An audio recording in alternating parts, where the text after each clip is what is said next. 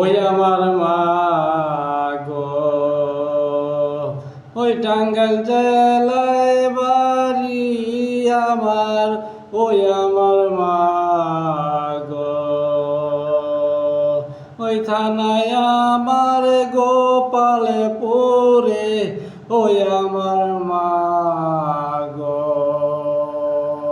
ওই ননা আমার হাদিরায়, ওই আমার মা গো।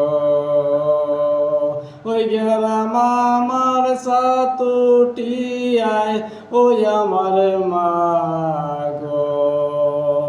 ওই বাড়ির কাছে একটা বাজার আছে, ওই আমার মা গো।